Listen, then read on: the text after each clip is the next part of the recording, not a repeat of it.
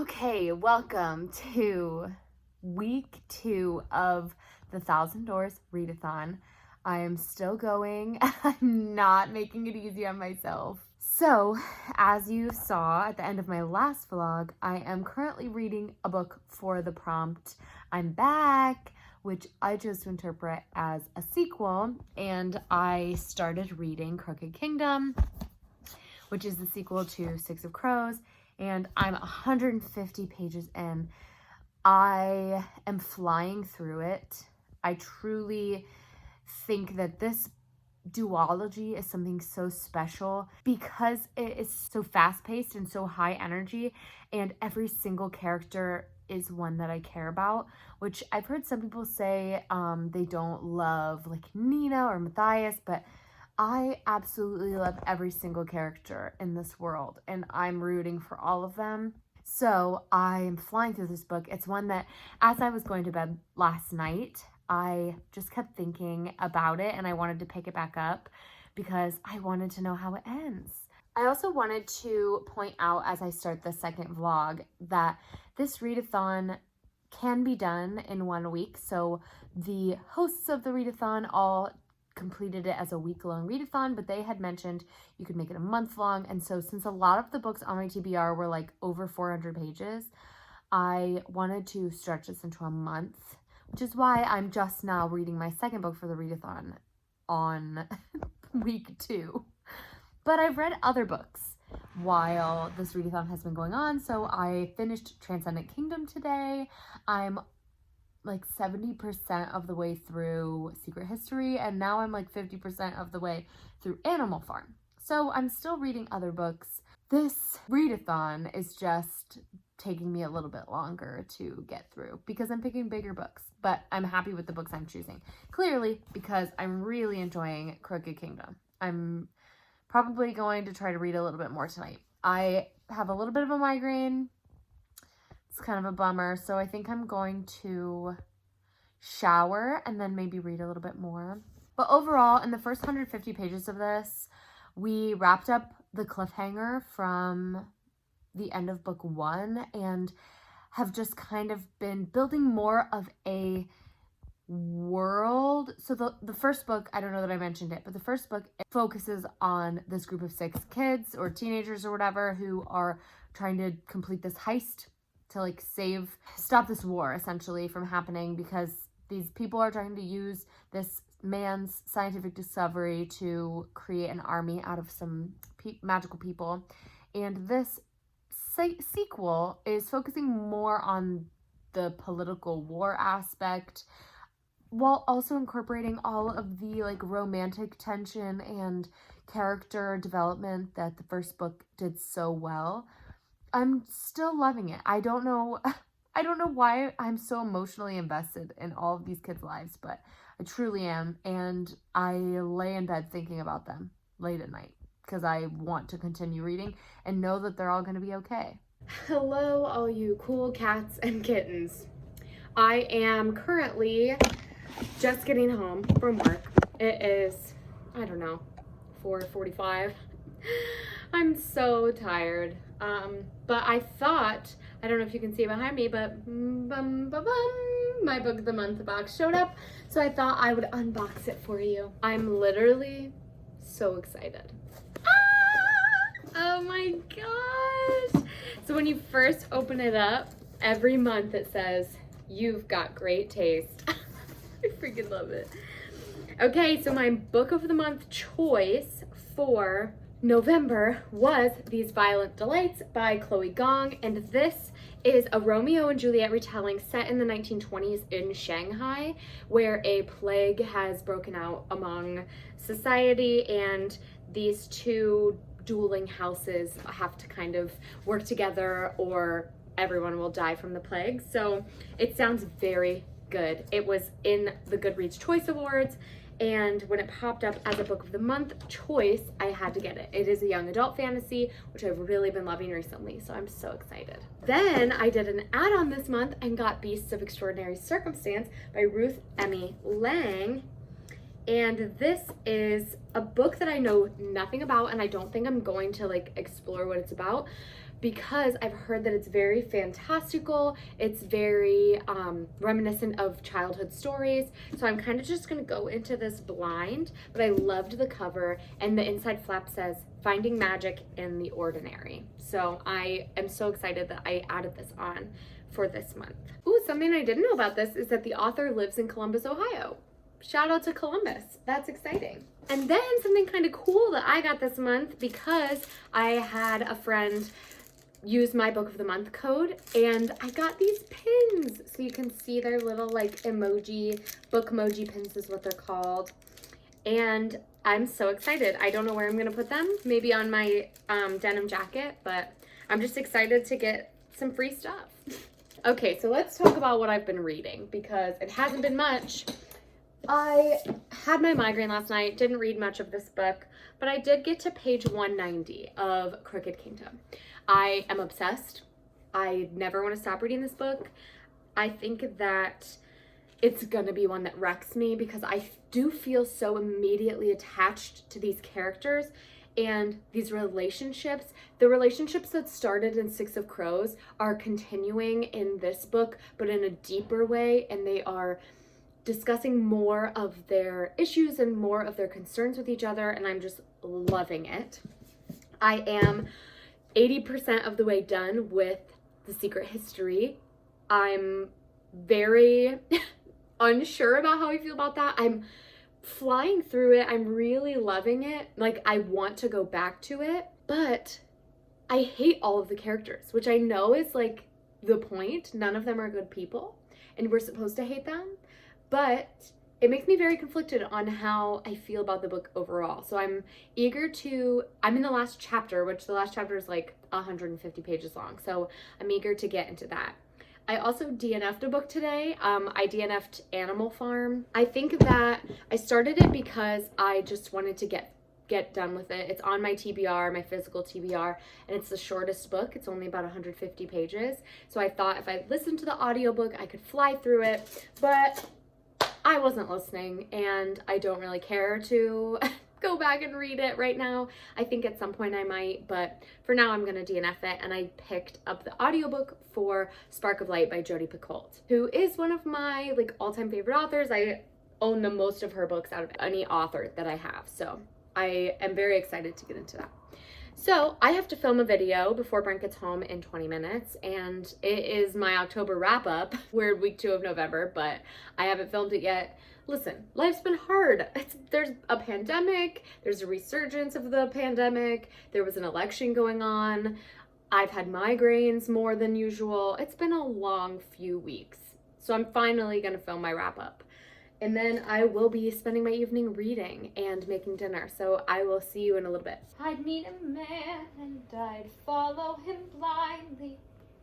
He'd snap his fingers and me. What would you say? I'd say sure.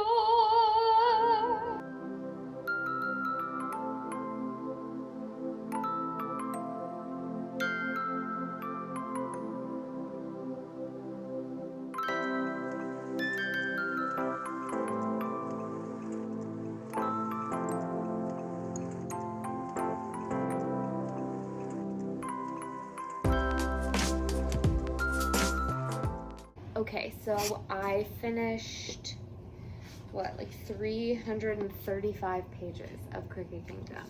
I don't know if you can tell by looking at my face, but I'm exhausted. Things got crazy in the last 100 pages of this book. Kaz Brecker has all kinds of plans, and in the last 100 pages, everyone split up and then everything went wrong, and now we're back to like another plan. And that's something I love about this book, is like the complicated, a whole bunch of moving pieces, plans that are all coming together to work for one goal. And then when things have to change, Kaz is just like ready. He knows what he wants to do, and I absolutely love that about him.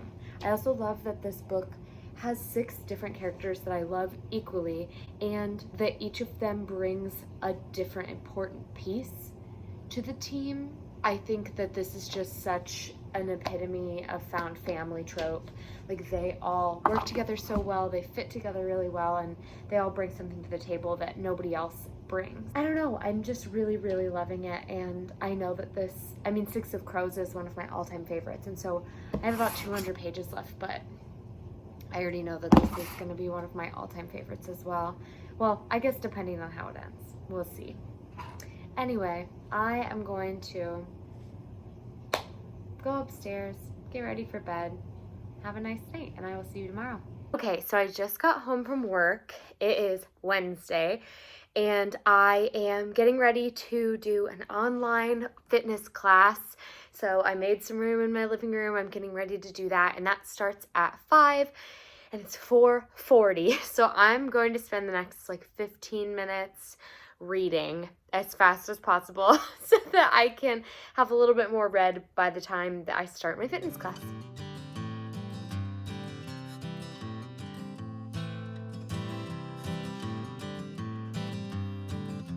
Hello, it has been quite an afternoon. I am home from work. I changed into workout clothes and I went for a run, and now I am getting ready to post a video on YouTube and read.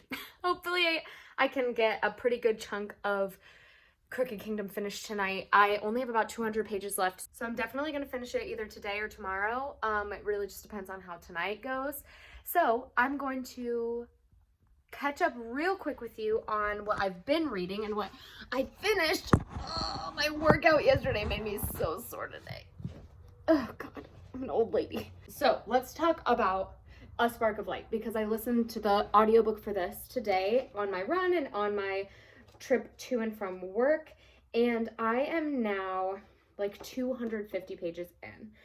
I'm obsessed. I absolutely love Jodi Picoult, and I have since I was in high school when I read my first book by her, which for most people is My Sister's Keeper. That was not the first Jodi Picoult book for me. The first one for me was Mercy, and this book is one that I don't remember super well, except that I remember being super obsessed with it, and that I made this project about it where I created this poster board and I chose flowers that represented or had meanings that represented different things in this book. That's how much I cared about it, is I did a whole school project on it.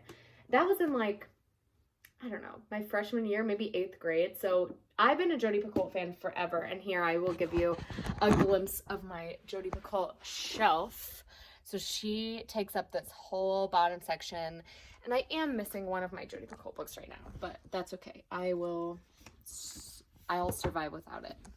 But anyway, I am absolutely loving A Spark of Light. It is everything I wanted out of this book by Jodi Picoult. She's doing it again.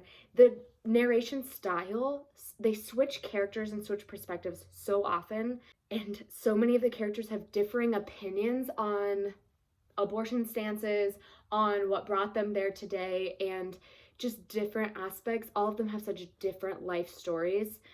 I absolutely love it, and I love the discussion and the idea that so many people can end up in one building on one day, all for a very different reason and all coming from very different backgrounds. It's absolutely beautiful. It's moving backwards in time, which I think I mentioned. So it started at 6 p.m. and now I'm at 11 a.m. on the day of the shooting. It's phenomenal. Again, I'm just loving it, and the audiobook is fantastic. So I'm going to keep reading that. I finished Secret History by Donna Tartt, and I think I'm going to end up giving it 4 stars. I'm really conflicted about how I feel about it, only because it's not a book that I typically read. It's not an easy one to rate because I hated the characters, but I was so enraptured in the story. I was sickened by what happened, but I kept wanting to know more. And it's those books that are very philosophical and have very interesting perspectives and interesting aspects to them that I just don't really know how to rate, because I had a great reading experience, but I don't know if I can rate it the way I normally rate things. I think it had a very satisfying, an almost very satisfying conclusion. I would say maybe 10 pages before the end, I was very satisfied. And the last few pages, I was like, what is this? What am I reading? Overall, it was worth it, and I really enjoyed it. So 4 stars for sure. I don't know, maybe it'll go higher. Who knows? Honestly, who knows? So I'm going to hopefully go read a good chunk of Crooked Kingdom before Brent gets home. I have some YouTube videos to catch up on watching. I am caught up on filming videos, thank goodness, because I'm not in a state to film a full video today or tomorrow. Just not feeling it. So I'm gonna go read and watch some of the YouTube videos that I need to catch up on, and I'll check in later. We are live. Hello, everybody. Welcome to the second live show for the Late Night Book Club. Thank you so much for joining us. Okay. I am 100 pages away from the end of this book, Crooked Kingdom. There are so many things happening, so many loose ties that need to be tied up by the end of this book in the last 100 pages, and I'm kind of freaking out a little bit. This is crazy. I'm obsessed. I'm literally like trembling. That's how intense it is. Oh my gosh. I'm not gonna tell you anything about it because it's a sequel and I don't want to spoil anything, but I feel like things are about to get crazy and I think they're about to get way worse before they get a little bit better. I can't believe this is only a duology. Like, that's crazy to me that they're about to wrap up all of these things in the next 100 pages.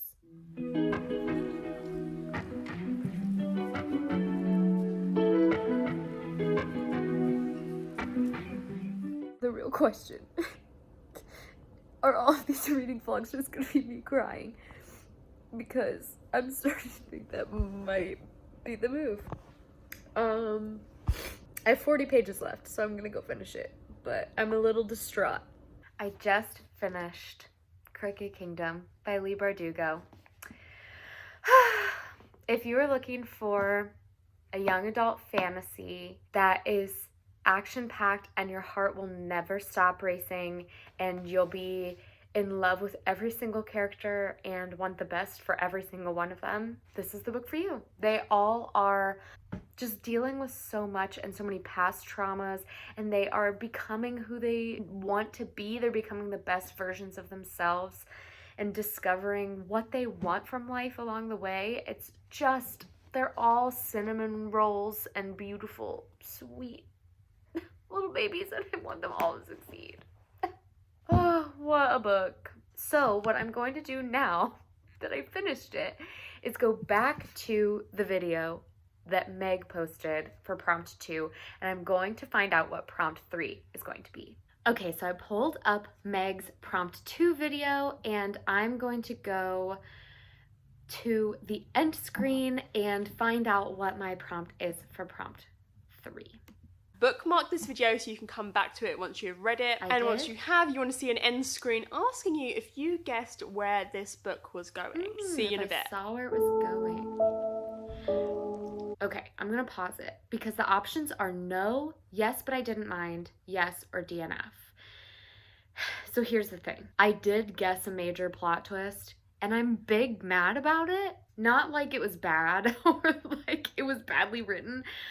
I just am heartbroken and destroyed. But there were some things I didn't guess. Like, there were a lot of things that I didn't see coming because I didn't read the synopsis or look up any information about this.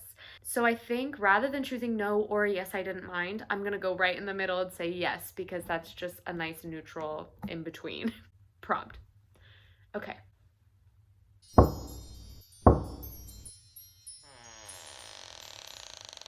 Oh, it's Door Megan. number 3 has now opened. Hello. I'm Megan, if you haven't had one of my prompts yet. As you know by now, all of us kind of main co-hosts are giving our prompts in very special ways, and mine are all memes. I'm basically going to show you a meme, and you have to pick a book that fits the vibe of that meme. I'm going to give you some help in interpreting it. So the meme for this prompt is... No, I don't want to play any more games. I'm fucking gamed out. I've had enough of playing games. Queen GC. Queen Gemma Collins has had enough of playing games. She's all gamed out. For this, I guess the first thing that comes to mind is a book with a game element. It doesn't have to be a major main part of the book. Something like The Hunger Games is obviously the obvious choice for this. Or you could go for a book that reminds you of a popular game. So I think any murder mystery book would work for this. Now hold on. I do have a book on my TBR that is very reminiscent of a game, and she specifically said a murder mystery because you could say that it is like Clue. I'm gonna finish watching this to see what her thoughts are, but I think I know what I'm gonna choose. Okay, I know what I'm gonna pick. Once again, I'm not being very kind to myself, but I'm gonna choose The 7.5 Deaths of Evelyn Hardcastle by Stuart Turton. This is a murder mystery, and people have said it's very reminiscent of Knives Out, but essentially it gives me super big Clue vibes, which I think is perfect for this because she specifically mentioned any book that reminds you of a popular game. So that's what I'm going for. Like I mentioned, this is a murder mystery, and basically this man, Aidan Bishop, has 7 days, I believe, to solve 8 days to solve the murder of Evelyn Hardcastle. So she dies at 11 p.m. on one night. But the twist in this book is that every morning he wakes up as a different person who was at this dinner party where Evelyn Hardcastle died. So things get pretty intense. I'm not being kind to myself because, again, this one is like 450 pages. Why am I doing this? But I really want to read it, and so I don't feel bad about choosing it at all. I might not finish this readathon, but I'm going to read this book as prompt 3. But for now, it's my bedtime, so I'm going to go to bed. Good afternoon. Happy Friday. I am so excited for the weekend. We have no plans. Maybe we'll decorate for Christmas. Who knows what my weekend will look like. I wanted to update you that I finished the audiobook for A Spark of Light on my ride home from work today, and this is going to be 5 stars for me. I don't even know what to say about it. This book and Jodi Picoult's writing as a whole is so great at pointing out everybody's opinion, everybody's point of view, and not making any side seem like the wrong side. It's just what I love about her writing and the topics she chooses. They're so well researched, they're so well developed, and she goes out and investigates these things as well so that she has so much information to go from. So for example, this one, as I've mentioned, is about surrounding the topic of abortion.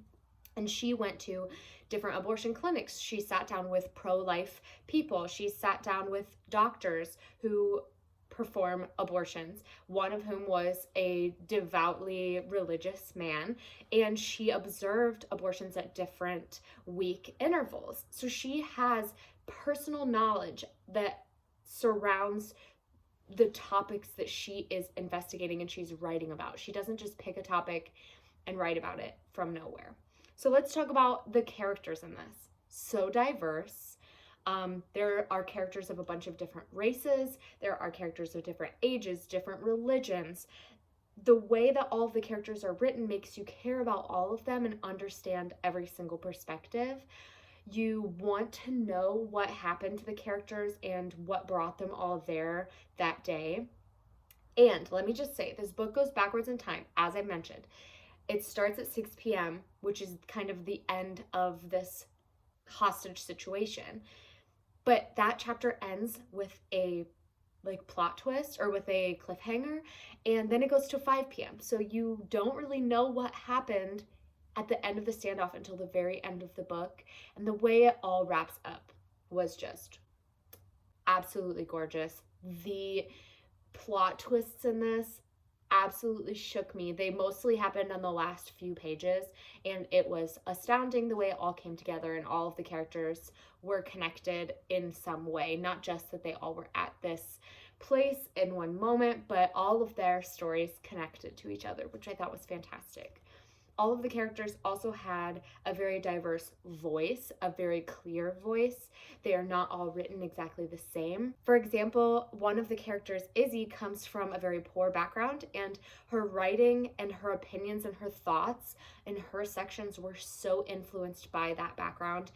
The character Joy comes from a background of foster care, and that was very clear. Ren comes from a family of a single father, and it's a very loving family, and so she kind of has that background going for her as well. It just was so good. Jodi Buchholz did it again. I have never disliked a book that I read by her. She's probably not for everybody, but I think if you're looking for a diverse read about a polarizing topic, I think A Spark of Light would be great. I think anybody could read it and connect with somebody in the story and connect with the story itself. It was very touching and very, very moving as I was reading it. So highly recommend. This was 5 stars. I'm not sure what audiobook I'm going to start next. I do have the audiobook for The Rose and the Dagger and Bringing Down the Duke that I might listen to on my ways to and from work. But I'm not going to think about it this weekend, and I'll let you know in the next week's vlog what audiobook I've chosen to start listening to. Dinner is in the crock pot for tonight, so I don't really have to cook anything. I'm just gonna sit and chill and read and maybe watch some Pen 15 or, I don't know, something on TV. I'm just ready to have a nice chill weekend. A chill Friday night. I'm so ready.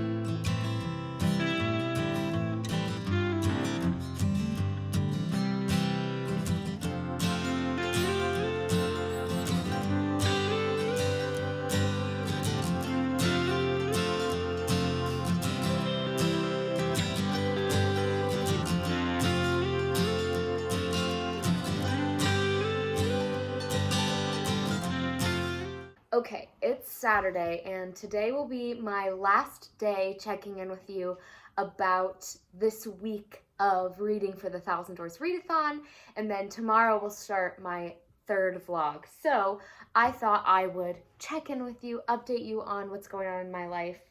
I didn't take you along this morning. It's now Saturday afternoon. I didn't update you last night because I didn't read anything.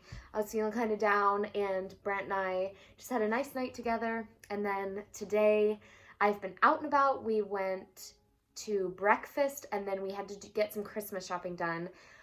My side of the family is doing Christmas at Thanksgiving, and so I needed to get some stuff, some Christmas presents ready for that. So we went out and bought some Christmas presents today. And then now I am home. Brent is gone for the evening, and I'm here having a good night on my own. And I'm planning on getting a lot of reading done. The first of which is I just finished like 150 pages of the 7.5 Deaths of Evelyn Hardcastle. I'm gonna be honest. When I first started this, I almost put it down and said I was gonna DNF it after the first 10 pages. Just really wasn't feeling it. It started off not like I expected. So I kind of thought maybe I would put it down and take a pause on it. But the audiobook really has been helping me. I don't like to listen to it by itself because it's just a little, I have to listen to it so slowly in order to like fully experience it. And at that pace, my brain kind of is like, all right, let's pick it up. But I really like the audiobook with the book. It is making it a lot easier. And I think once I got past my expectations for what I wanted the book to read like, I've been really enjoying it. Something that I think is really cool, and I showed you a clip of at the beginning, there is this like invitation to this masquerade ball to celebrate with the Hardcastle family. You've been invited to this mysterious whatever, and then I want to read for you on the back what it says. So it says, the rules of Blackheath. Evelyn Hardcastle will be murdered at 11 p.m. There are 8 days and 8 witnesses for you to inhabit. We will only let you escape once you tell us the name of the killer. Understood? Then let's begin. I have at this point done 3 murder mystery dinner parties.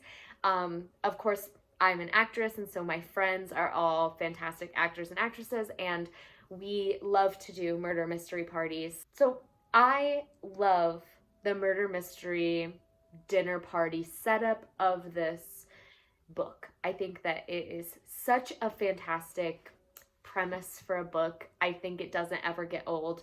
And it definitely is reminding me of Clue, which is what I'm reading this prompt for, is kind of like, I'm sick of these games. And let me tell you, the main character in this book is sick of the games.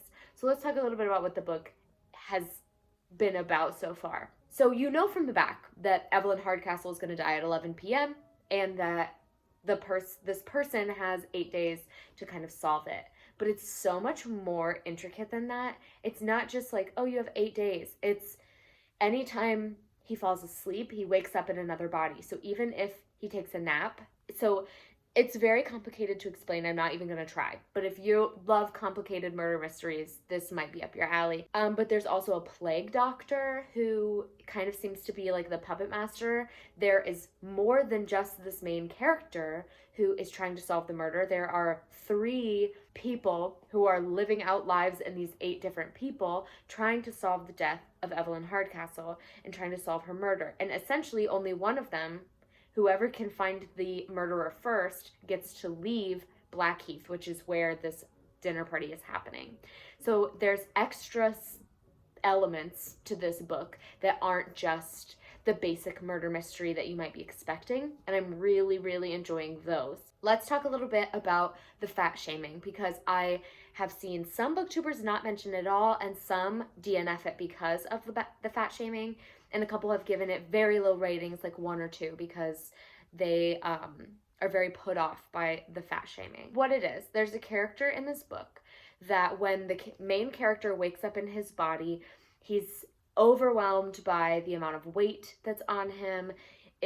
He talks about how he's struggling to breathe, and I think it makes sense, a lot of the discussions that this man is having, because it's making a point to talk about how different each body is and how different each mindset is, because he's taking on every person's mindset when he takes over their body. So if that person is a brave person, he becomes brave. If that person walks away from fights, he walks away. If this person is a freezer and freezes when stuff happens, he freezes. And that's just kind of how the story is written. It's how it's done. And so part of that is him getting used to these different bodies that he's inhabiting. Now, do I think that it is excessively fat shaming? Yes. I think the point is to make this man seem as repulsive as possible, and he's doing that by making him extremely obese, to the point where he can't sit up in bed by himself. He has a very hard time moving, but I don't think that it's necessary to be this extreme about the descriptions and the disgust and all of that Stuart Turton added into this book. Do I understand the purpose behind it? Maybe. Do I think it's necessary? No. It is not bothering me so much that I'm going to put the book down, because I do think that I really like that character and I like where it's going, and I'm hoping that it improves and that maybe we see like a change of heart in the character, because I could see that being a meaningful reason to put it in. I just got to a very great plot twist, a very great point in the book, a nice stopping point, and we are now switching to another character, so I'm hoping that this switch will be a positive one. I'm liking the book. I am not loving it as much as I thought I would so far. The concept is top notch. The execution I'm not loving so far. So we will see what happens as I continue reading The 7.5 Deaths of Evelyn Hardcastle. I am halfway through 7.5 Deaths of Evelyn Hardcastle, and it is making me feel like I would be the worst detective. So in addition to the regular, like, you're getting clues piece by piece, like you would in a regular like murder mystery novel, it has the additional element of you're switching to a different body who's getting different clues, but also seeing other people doing the things that he remembers himself doing when he was in that body. There's just so much going on that I don't have any idea who killed Evelyn Hardcastle. I have no ideas yet. I'll let you know if I come up with something. I will tell you that there are some really interesting characters in this, and not even in the host bodies that Aiden, the main character, is inhabiting. But I mentioned the plague doctor being kind of the mastermind. Then there is the footman, who seems to know who the hosts are and is like hunting them. So on top of solving this murder just to get out of Blackheath, they're also running away from an actual murderer who's trying to kill them and stop them from solving this murder. But I don't think that the footman is the murderer of Evelyn Hardcastle, so I'm not sure what his deal is.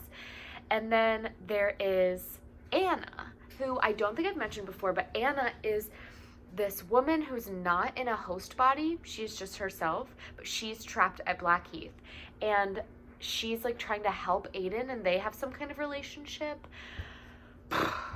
I don't know. This is blowing my mind. I have literally no idea what's going on. And in the last like chapter, things literally got crazy. I'm enjoying it. I'm really enjoying it. I'm flying through it. I mean, I'm on page 225. And I was on page 40 when I started it today. So obviously I'm flying through it. I'm probably gonna read about 200 pages by the end of my night. Hopefully more, but we'll see. It's already 7:30 and I have to edit a video, and I kind of feel like I wanna watch some TV. So I might take a break from reading and watch some TV instead. But I will update you. I'm really enjoying the book. I don't really have anything else to say. I'm enjoying it. I'll let you know if my opinions change later. Okay, it is 10 p.m. on Saturday.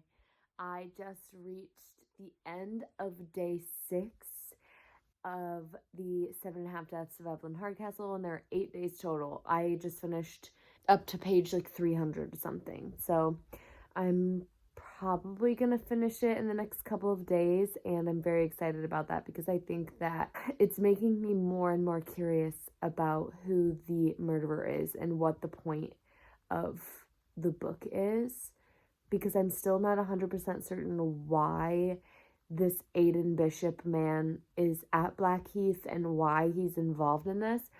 And something interesting that's happening is, I guess, the longer he spends at Blackheath in these 8 different hosts, the more he's losing himself, and kind of inhabiting these bodies is making him take on the personalities of the body that he's in, which I think is really interesting. There was a really great plot twist that just happened when I finished page 300. I didn't see it coming, and it kind of shook me a little bit. Overall, I'm loving seeing all of these pieces come together. Sometimes something will be mentioned, and I'm like, oh, I remember that from, however long ago they gave us that piece of information first. So that's really cool. I think this is going to be the end of my week 2 of the 1,000 Door Readathon vlog, because I'm tired, and tomorrow we'll start week 3. So I'm going to go to sleep. Thank you all so much for watching, and I will see you next week for my 3rd and probably final 1,000 Doors Readathon weekly vlog. Bye, friends.